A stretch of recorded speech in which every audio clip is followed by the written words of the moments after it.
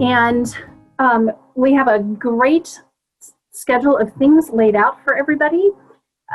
Today we're going to hear greetings and more information from both of our presidents, the president of United Lutheran Seminary, Reverend Dr. Guy Irwin, and also the president of LIRS, Lutheran Immigration and Refugee Services, President Krish Vignaraja. And I'm so very thankful for their support, and they're very excited about this ongoing partnership and the opportunity to build this partnership. So we'll hear from those presidents. Then we'll go into a time with Pastor Sara Lilja, who is going to help us think through how do we engage in difficult dialogue and conversations, something that we all need continual refresher information and practice on. So I'm very thankful for Pastor Sara to being with us today. We will then have an opportunity for 3 breakout sessions if the breakout rooms are working. We'll have 3 opportunities for breakout sessions. And those opportunities, the first one is advocacy with our elected leadership, led by Tracy DePasquale out of the Lutheran Advocacy and Ministry of Pennsylvania office. The second breakout room will be with Shelby Kruchek. Shelby is going to help us understand how do we support online learning within our communities. What can we as congregation leaders be doing to help families and children who have to do online learning in this pandemic time? Shelby's going to give us some great pointers and tips on how to be supportive of online learning. And then finally, a community feeding program with Dr. Mark Leidy, Superintendent of the Mechanicsburg Area School District in Pennsylvania, who within a week of the pandemic starting and things shutting down was able to start a feeding program for the students in our school district community, 46% of which are on free or reduced breakfast at lunch. And so a great example of how community pulls together and works to help build what's going on in our communities. I mentioned before how significant the ministry within the synod I used to serve, and during my time in the Southwest, with migrants from Mexico and Central America has been, and how important a part of our church's life our friends from below the border have been. The challenge for us in welcoming and mentoring them, keeping them, bringing them into our community and sustaining them as they became used to living in a new place is very challenging for our congregations, many of which were not like these folks, couldn't speak their language, didn't know exactly what to do. And this is itself not new. In every wave of migration, I remember we resettled folks from Vietnam before. There's always been this challenge, and we have managed to overcome it through our love, through our desire to connect, and it has been a good thing for the church. I think now, especially because the volume is so high and the demographics of the nation are changing so much, it's more than just helping a small group of people get used to an entirely new place. It's really changing us as well. And we have to change with it. We're no longer just people who want to be generous hosts to those in need. We become part of a community with them, and they change us as well. Both in my former work as a bishop in Southern California, but also in my current calling as a seminary president, I think it's important for us to find ways to prepare leaders in our church to be able to manage the challenges of being multicultural, of dealing with continuing waves of migrants and immigrants. We want our church to be a welcoming place, but we can't expect folks to simply become like us. We are changed by them. We need to become more like them in some ways. And one of the challenges in this is that we don't train, for the most part, we don't train our pastors for multicultural settings in the kind of knowledge they need, how to deal with people with difference, how to deal with difference not just in language and in culture, but also in class and economic status. we have to find ways to be a church of the poor, with the poor, within the context of the more prosperous white American context that our church finds itself in, especially our Lutheran church. This changes us, and it demands new things from us. And the ways in which our seminaries in particular have tried to give their students immersions cross-culturally in settings that they're unused to or don't come from, to give them skills and experience dealing with otherness, the ways in which we promote the study and practice of other languages. Americans need to become multilingual in a way we have not been in the past. For me, the study of Spanish has been difficult. I already spoke German well, but that's of no usefulness now. And in our context, we need to be able to talk with those who come to us. It is a challenge for us as a church to be able to be flexible enough to change, to call on the resources that we have to help us do that, and to embrace a future that is different from the past, one in which we are more varied, in which we are a wider hue of a range of races, and in which the language of our worship and our praise of God is not only in English. This is a challenge for us, admittedly. It's a steep climb for many Lutherans, but we've done it before as we adapted into an English-speaking setting. There's no country in the world that is historically Lutheran for which English is the spoken language. All Lutherans, when they came to North America from Europe, had to accommodate themselves to an English-speaking country. And now we are more than an English-speaking country. We're better than that. We're a multilingual, multinational nation. And we can live into that more fully, even as a church. In this segment, we'll hear a little bit about the challenges that face migrants and that face those of us who wish to help them grow and prosper in a new home. So I'll turn it back to Krish to reflect a little bit more on that. Thank you, Dr. Irwin, and thank you for allowing me to represent Lutheran Immigration and Refugee Service during this wonderful convocation. In the first couple segments of this convocation, I tried to give an overview of the issues immigrants and refugees face, my own personal story of migration, and the long legacy of Lutheran welcome and hospitality.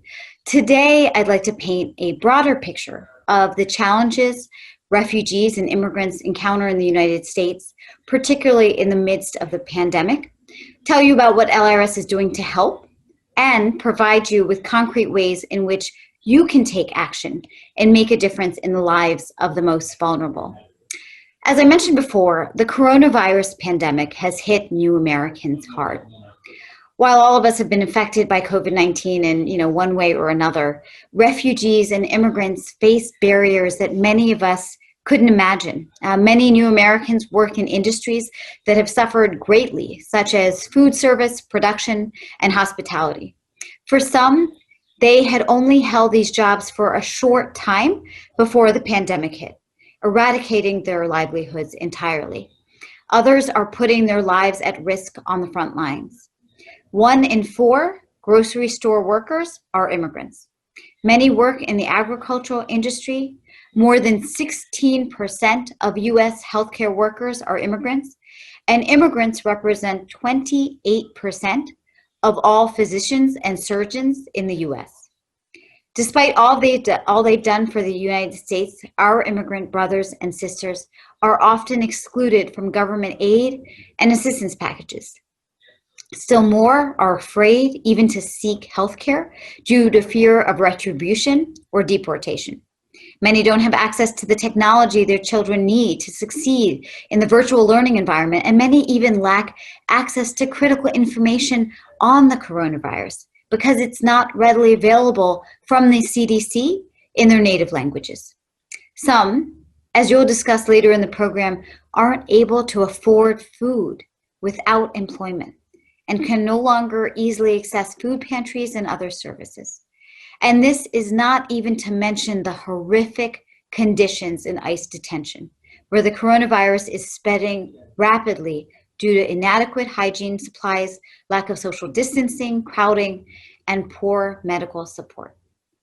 For many, the promise of safe haven in the United States has been gravely eroded by the pandemic. What once seemed like a land of opportunity now ignites many of the same traumas and fears that led them to flee their homes in the first place. Take one woman in LIRS's client network, a single mother of 4 who lost her job as a dishwasher in March due to the COVID-19 pandemic. She was extremely troubled about her unemployment status and feared the family would be evicted from their home. The children shared their mother's anxiety, intensified by uncertainty surrounding their father's detention in immigration custody. The circumstances for this mother, like those for many immigrants and refugees, was dire.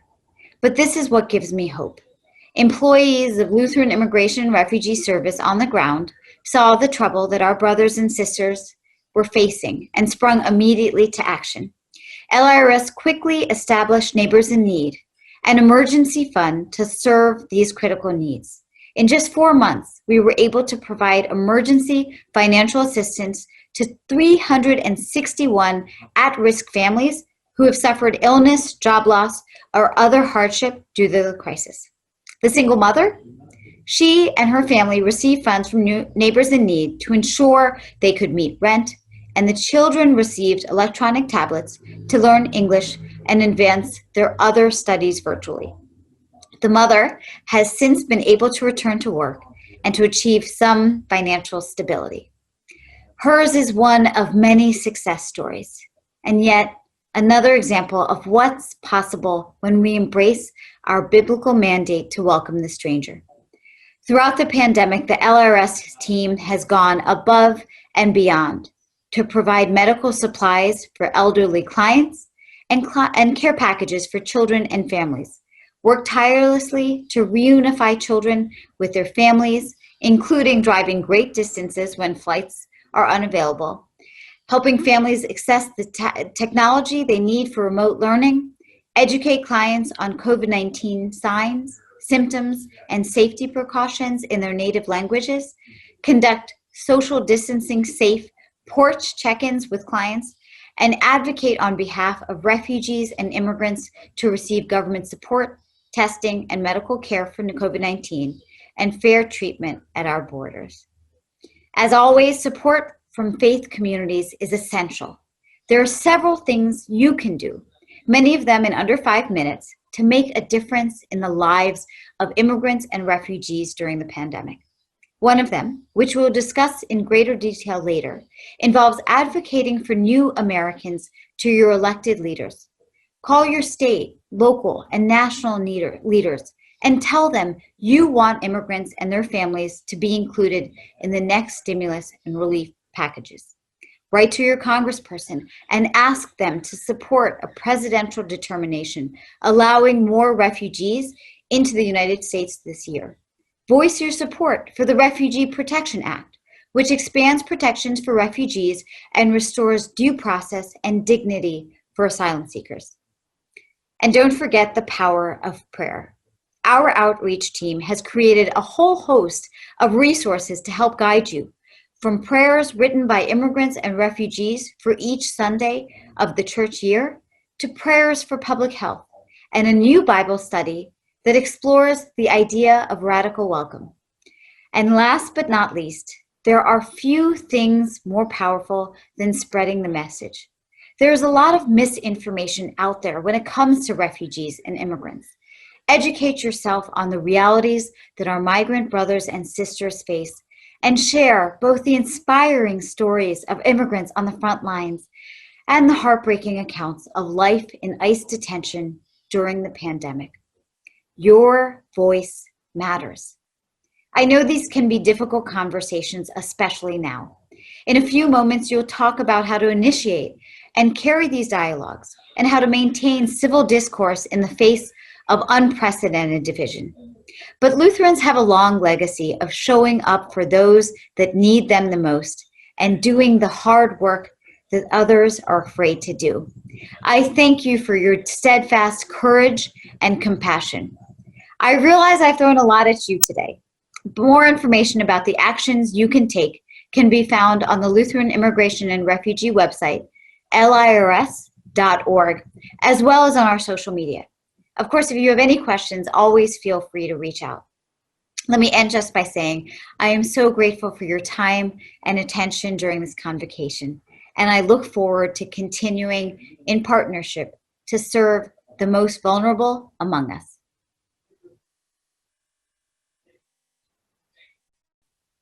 Wonderful information from both of our presidents. It is my joy to introduce to you Pastor Sara Lilja, who's going to walk us through ways to engage in difficult conversation. Good morning, everyone, and thank you for the kind invitation.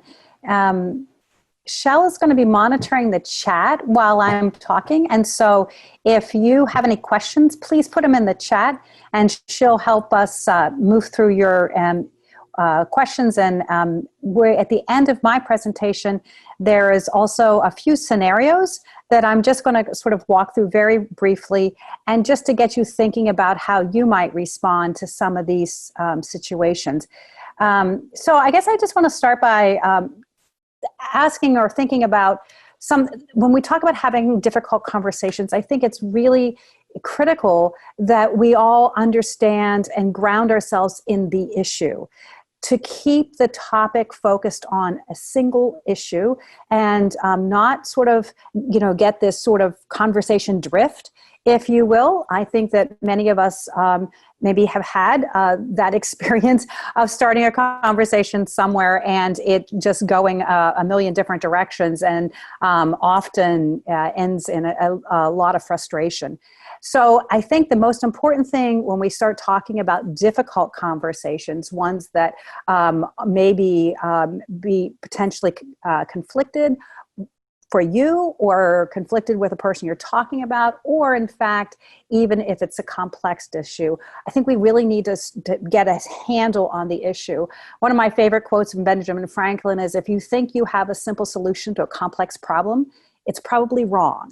So the idea of really understanding the complexity of the issue in which you want to talk is essential.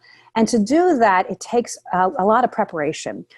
We need to understand what the issue is in its complexity. So make sure you read a variety of points of view on the matter. Make sure you're well informed, not just about your point of view, but potentially would be someone who differs from you, their point of view, so that you have a sense of what the advantages and disadvantages are in the situation before you have the conversation that you're planning to have. And as I just alluded here, this is a planned conversation.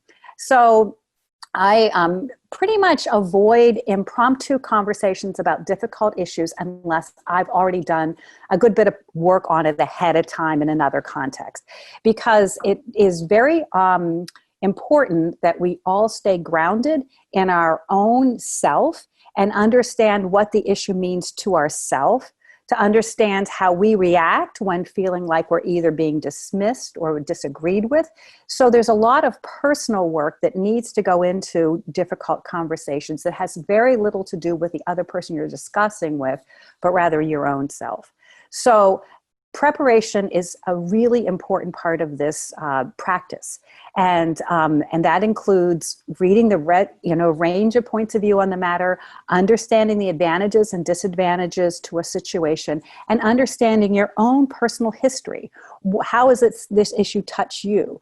Where perhaps might you get triggered in having this conversation, and how can you manage all of these potential difficult circumstances and situations so that you stay solid and grounded in this engagement? And I loved what President Irwin said about understanding that we will be changed in this process. Entering into a conversation means we are open and willing to learn and listen and be changed.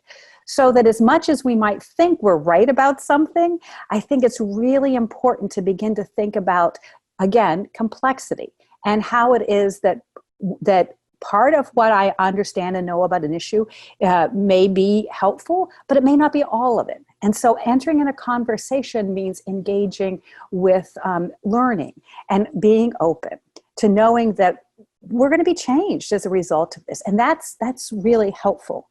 That's the first piece. The second piece is understanding the context in which the conversation in which you're going to have. So is this a context where you're going to have, is this a kind of, are you really thinking that this is a persuasive conversation? Is this an informative conversation? What's the point of the conversation? And really be mindful, as a result of this conversation, what's going to happen? Is this a way of opening up and learning about someone and hearing their story and their understanding, as we heard from the director of LIRS, her immigrant story of being a migrant? You know, how are we going to be changed by this conversation? And what is the intention, your intention as an outcome of it?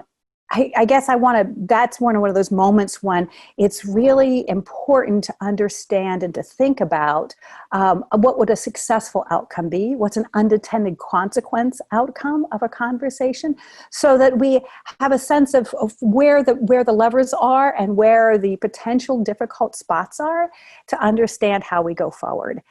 I personally don't find much good outcome or good consequence in a Facebook fight. I don't feel it deepens relationships. I don't feel like it's the best place to really explore together with open hearts and minds the context. So you know, make some decisions and some determinations. How do you want to spend your emotional energy? All of this takes a great deal of work. And during a pandemic, when we're doing a lot of emotional work on all kinds of fronts, whether you're helping homeschool your kids or whether you're working with a parish and trying to figure out when you reopen or how you do online liturgy, or I mean, there's so many demands right now emotionally of us all. Be mindful that you're going to pick and choose how you want to spend your emotional energy, because it is demanding. And so when you're having a conversation like this, think about the context, think about how much energy and investment you have, and frankly, what's at stake for all of the players here. So I think that's another really important point of it. And then start imagining what some of the points of the conversation will be. So my experience in having difficult conversations is that it's very helpful to think of the big picture. What is the meta value that you can share? If you're talking to a fellow believer, perhaps you're going to talk about God's intention for the world. If you're talking, you know, so you keep it at the level of meta value that both parties have some buy-in to. That's an important starting place. Because as you begin to build agreement on the big picture issues and the values, whether that's we believe all Americans have the right to free speech, whether we believe that all people of faith have a relationship and connection to the Creator, however we understand those shared values, that's where we need to build those relationships and begin to come to some relationship awareness and connection with one another. As that relationship awareness is strengthened, then moving down into more levels of specificity is actually possible and perhaps even desirable, because the more we can get down into levels of specificity, we begin to know one another a little bit more, don't we? We begin to understand how it is that one another works and decides, and where our passions are, and in fact, where our own motivations come from. So I think it's important to start at the big values and then move into particular issues as you're able. Again, be intentional, be careful, don't move too quickly. Make sure that as you're moving into different levels of conversation and context with this person, that you're testing and assuring that this is a safe conversation, that you're not going to get triggered and the person you're talking with is not going to have a difficult reaction. It's not to say that I'm not trying to imply that you need to sell your values or not speak from your own truth. What I'm saying is we need to speak from our own truth, aware and respective of the person with whom we're speaking, so that that is engaging in love, being respectful of that human person and their own giftedness. You know, it's really important as Lutherans, we can begin to call upon some of Luther's wisdom and understanding that we're all saints and sinners. We all have gifts and wisdoms and insights, and yet we all fall short. And sometimes that falling short is in ways of impatience or in ways of wanting to sort of deepen a conversation and get to agreement on something because we know we're right. And we may be, but that's not going to be helpful because if we can't bring others along in the conversation, being right all day long is not going to in any way build a community of engagement.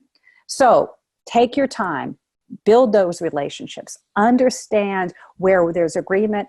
And as you've done your homework, remember, as we started in the beginning here, you know the issue, you know pieces about it, then you can build and layer that information into this conversation as you move deeper into the actual issue.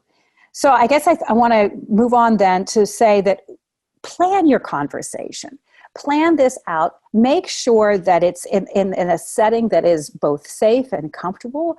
Make sure that there's a time limit to this conversation. You know, don't engage in a conversation that has no obvious end, or perhaps even have some agreement with your conversation partner. How about I have an hour? Is that agreement with you? How long do you have? You know, so that this isn't sort of a hit and run kind of experience, but rather an intentional moment to really begin something that you can come back to in a subsequent conversation, so that this is a process, and it's based on mutual respect and information, as well as a heart for understanding the other and understanding yourself. So that's kind of the general overview. I want to be open to your questions and a little bit more specificity and all of that. But I also want to say part of any good intentional conversation is to make sure you yourself plan some time to evaluate. Plan some time to reflect. How did that go? What did I learn? What was going on inside of me? How has this changed, or how can I be different? You know, so ask yourself good questions so that you can learn, and maybe even ask yourself, you know, what is it that I need to go back and find out more about? Who do I need to have a conversation with? So that you're always engaging in this idea of having respectful conversations that are difficult, with a perspective of learning about yourself and about others, building up the kingdom of God, not just having a fight to prove that you're smart and the other one is ill-informed, but that this is really a mutual engagement. I guess I want to say, having said all that, a couple other things that I just want to lift up as far as these ways in which we have, and the context in which we have conversations. Please understand that sometimes you think you're talking to someone at church in the coffee hour about an issue, and you prepared and you're able to engage that conversation, and may perhaps find that person is not willing to change their perspective. That's okay. And one of the reasons why it's okay is because, keep in mind, there are others who may be overhearing this conversation. Now, during COVID and when we're doing Zoom, it's a little bit, it shifts around a little bit, but never underestimate the value of people overhearing your engagement. That kind of person on the side hearing and listening, they may not be the person in which you think you're talking to, but as you're considered and careful and loving and engaging the issue, people will be inspired, people will listen, and you may even influence them in a way that you never anticipated. So I just want to urge everybody to think about those who are overhearing you and your comments as equally as important as the person to whom you're speaking.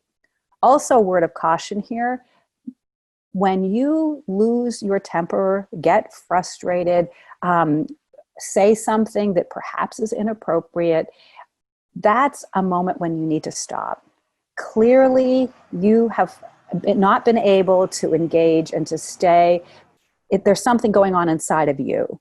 And that's when you need to pause, reflect, take some time, and figure out how it is you can stay centered in a way that's positive and helpful, rather than sort of responding to provocation. That's a challenge that all of us have to deal with, but absolutely essential in having difficult conversations. So I want to kind of put a pin there and say that's something we need to talk about and think about, and to know that, as I'm sure Tracy will get into this when she talks about advocacy, that one of the most important aspects of advocacy is shaping public opinion. That when the community of faith, or when our civic engagement, when our community decides that we want a change, policies will change. Public policy is driven by public opinion.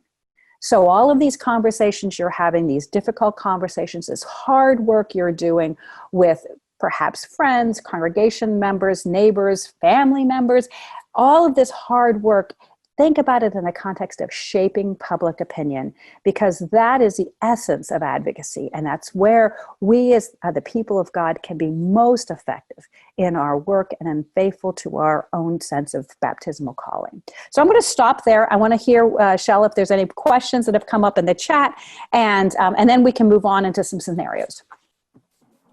Great. Yes, thank you, Sarah. There are questions in the chat.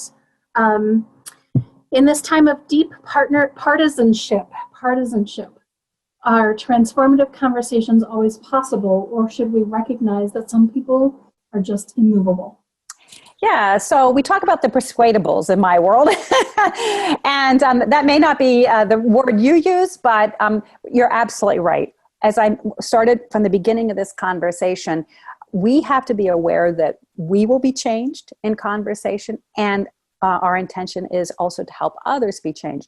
There are some people who are not willing or able to let go of their point of view. And so I have to honestly be clear with you. I feel like our job as the people of God is to move the middle. You know, there's always people who are sort of set in their points of view that are more on the outskirts.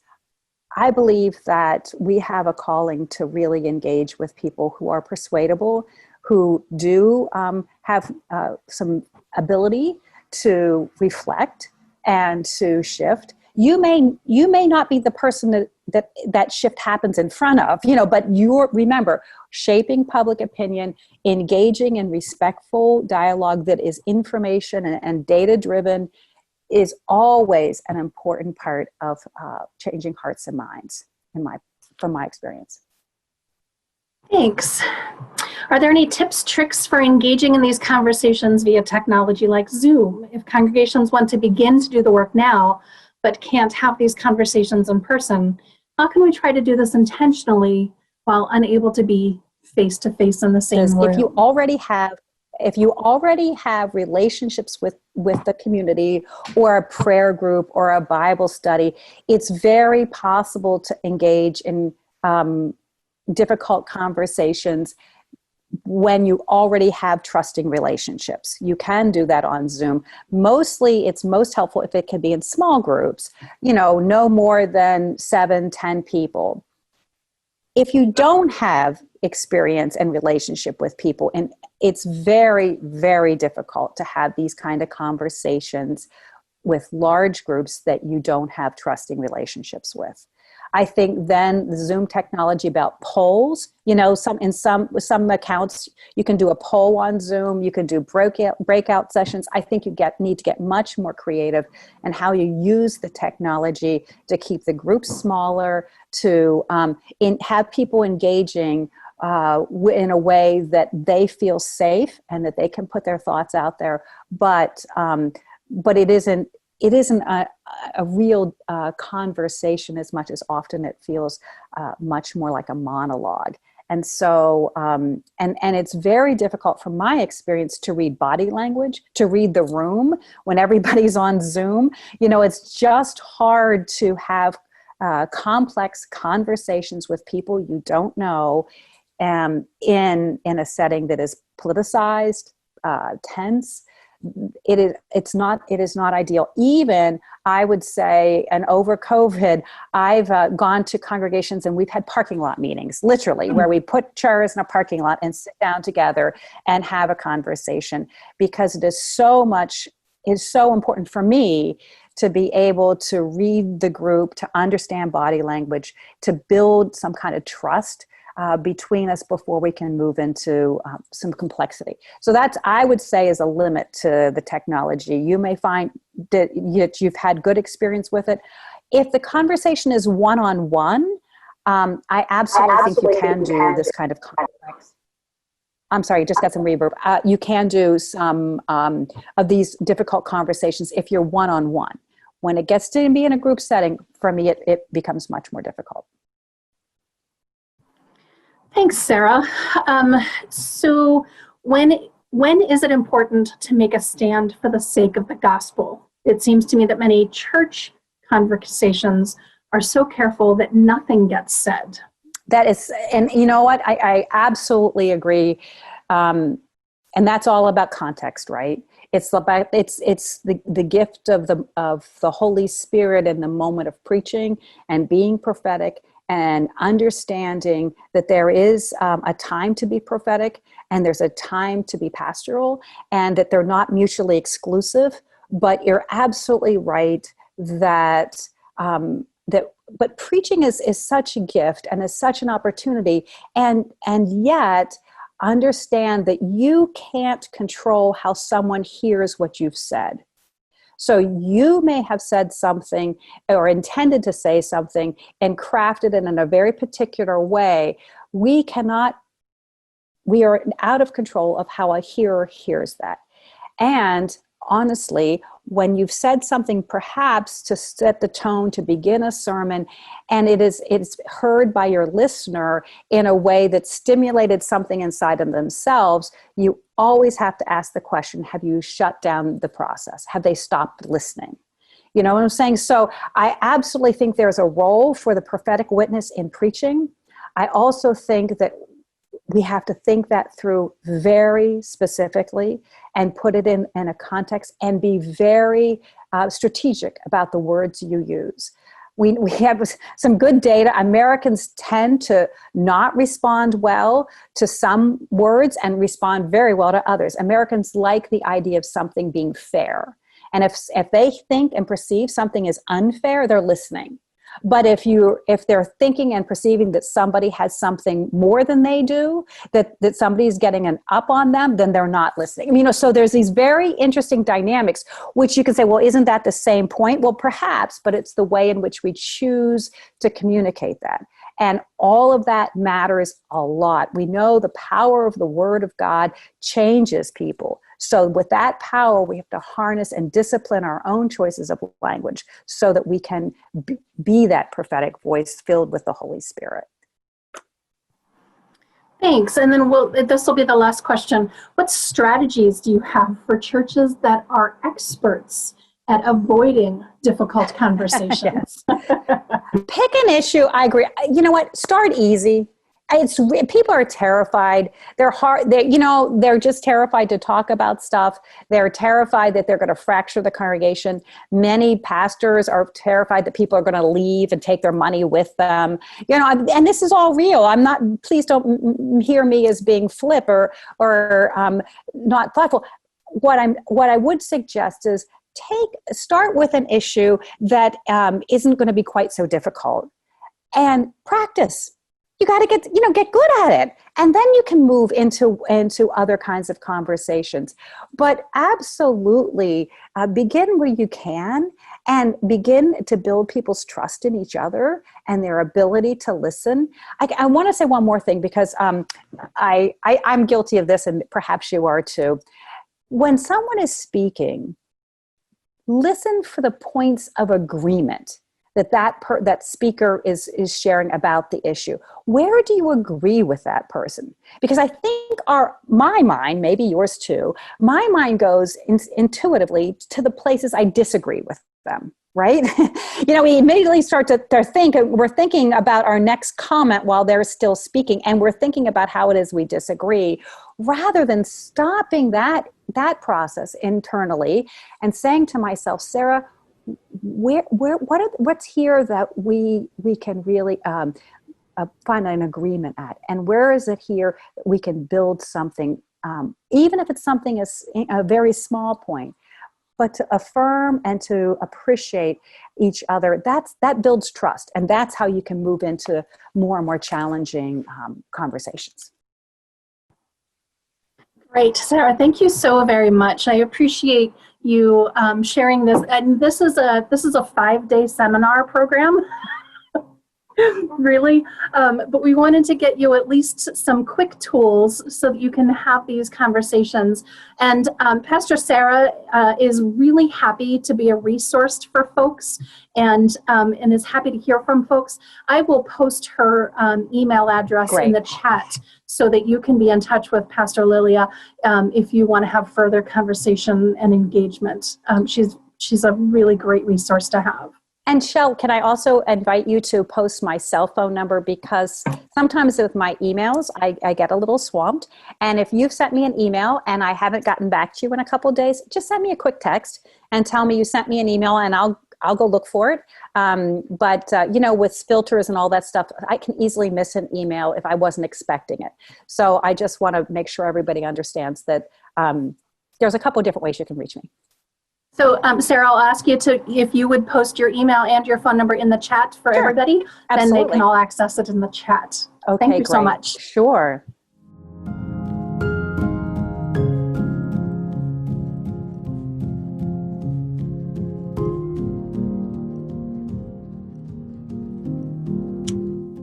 All right, I see most of our breakouts are back.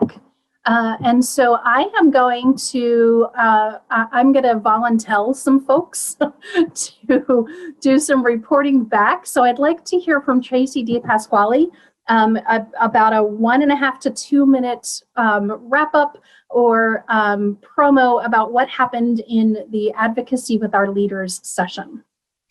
I am going to yield my time to Diana because my dinger didn't go off and she didn't have enough time to finish. So is that okay? Beautiful. Yes, okay. Absolutely. Thank you, Tracy. You're so gracious.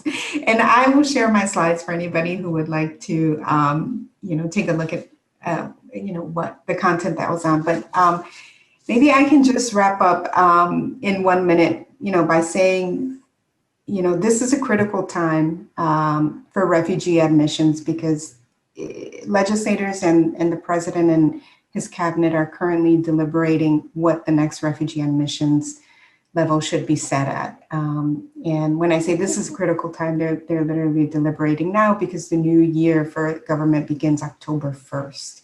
And so, aside from the obvious moral implications of, what reducing our refugee admissions leads to, refugees fleeing persecution, and are fearful for their lives, the consequences of continually decreasing that refugee ceiling will directly also impact, us, economically, culturally, geopolitically. And I think that, especially, I hear that many of you are from Pennsylvania. The most critical thing that you can do right now, which will have a great deal of influence, is to reach out to your members of Congress and let them know, you support refugee admissions goal and why, and your local communities better than I do. So you will have an idea of, what kind of reasons you can state. So when you reach out to your legislators, you can literally do that in 5 to 7 sentences, and make include your own personal connection to why you support refugee admissions. LIRS has a Welcoming Refugees 2021 toolkit on our website, and I can add that to the chat. And so you're welcome to download that, and that has a template letter. Yeah, I would just say there's no effort that is too small at this moment that could help influence our refugee admissions for the following year, and time is of the essence now. So, yeah, thank you. Diana, thank you so very much. Tracy DePasquale has posted the link to the advocate right and to the toolkit, so you can access those in the chat line, so that you would be able to access that. Diana, thank you so very much. I appreciate that. Also, to help Diana out, can I toss in there? Phone calls are most effective. So, and staffer who picks it up is not going to have an argument with you. Most likely you're going to get an answering machine. Just tell your story and leave it on the voicemail. Nobody's going to confront you. So the phone calls have more impact. Also, members of Congress hate it when they send you a response to a letter that you send through LIRS or from us. They send you a response. They can tell whether you open it or not. So if they send you a response, please do open it. And then if you can, forward it to the LIRS advocacy office so they know what the lawmakers are saying. So, done.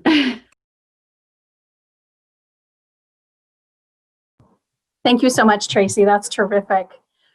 I'm going to bring up Shelby Kruchek to talk a little bit about online learning support. So our breakout session, and I apologize for everyone in the breakout session, we weren't able to get through all of our Q&A. But just to recap, we talked about how computer and tech and digital literacy for parents has been one of the biggest challenges for online and home-based learning right now for kids in refugee and immigrant families. We also talked about some of the financial pressures on families and how that can influence children's learning during COVID, and how language learning for refugee and immigrant children is now complicated because of COVID. Online learning for ESL is very difficult, especially for parents who are still learning English in their new communities and trying to help their kids in online learning and still learning how to work a computer. So congregations can play a really valuable and critical role in learning local opportunities to support local refugee and immigrant families through mentoring, through tutoring. My own organization under LIRS called LSSNCA in the DC metro area, we have a virtual family tutoring program that is helping to tackle some of these issues and support kids in homework help and tutoring. And so there are other opportunities in your local communities. This is just one. And so hopefully, there will be some progress made for doing research on what is possible, and who are the families that live in your local community, and then also how you can engage members of your congregation and church community and walking alongside families virtually. Yeah, that's it for me. Terrific, Shelby. Thank you so much. And Mike Faust, can I volunteer you to talk a little bit about the community feeding that you experienced with Dr. Leidy? Sure. It was a, Thank you. I tell you, yeah, no problem, Shell. It was a great testimony. I mean, there's a lot of specific things he talked about what they did and how they, how people came and how impactful it was. You could just feel the emotion he put through but just watching people come together. I love when he talked about how the people who are receiving or people who are donating were there at the same time. I don't know if he did that purposely or not, but what a great example of not just giving it and walking away, of seeing a person and then the people seeing who are giving it and that sense of community. So I really like that.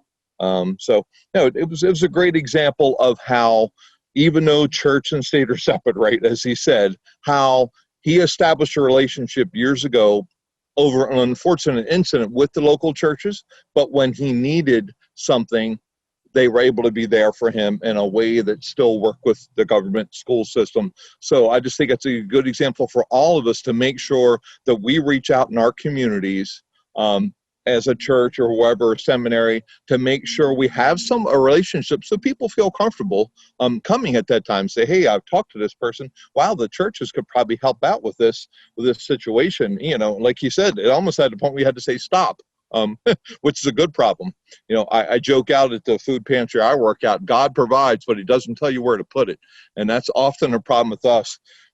A couple weeks ago, we got 168 boxes, not packages, but boxes of popcorn.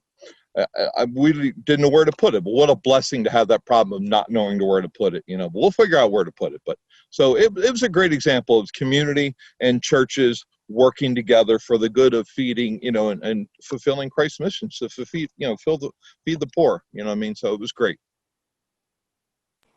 Thanks, Mike. I appreciate you doing that for me.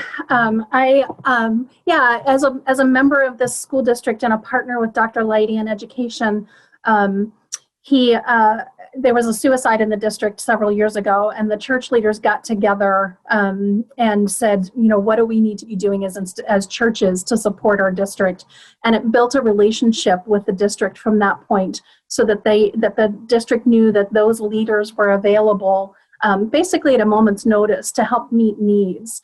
And so that's a really great example of what can happen when community works together. And, you know, we get stuck on that separation of church and state in so many ways. Dr. Leidy was reminding us that there are ways around that. And it's about community. It's not about separating lines, but it's about we as community together. And so thank you. Thank you, everyone, for all of your great participation in those breakouts. I hope those have been really helpful. I'm going to turn things over to all of you for some final Q&A time. You can ask a question. Dr. Leidy had to move on to the next thing. As you can imagine, being a superintendent of a school district at this point is challenging at best. But I could probably answer some of the questions that if you had for him. So if you have any final questions that you'd like to ask of any of our presenters or breakout folks, I'll monitor the chat room and I will share those questions out. There are some good information pieces in the chat, so be sure to use those resources available as well. I will send out an email. One of the questions is, will we get links? I will send out an email with all the links from the chat so that everybody has those in an email format available for you. Good question.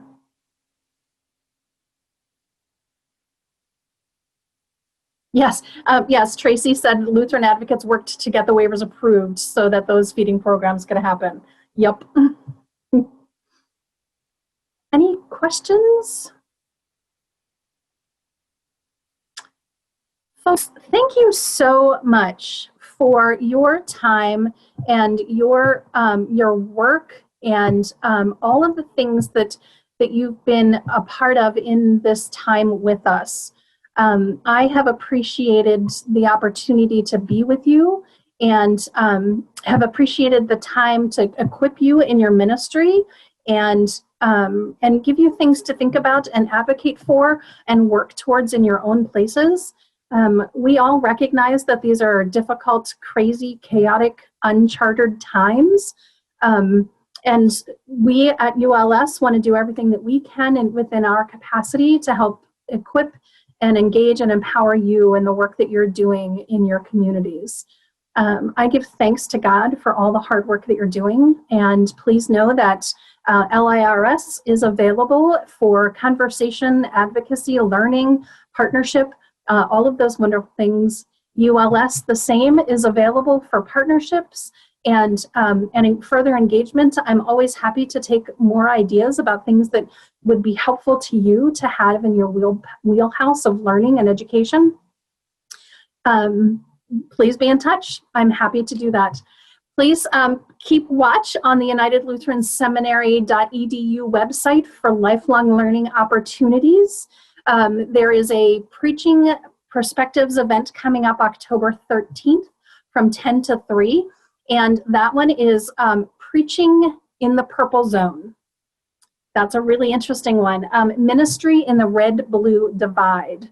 So how do you preach in a congregational setting where you have strong Democrats and strong Republicans in the same space?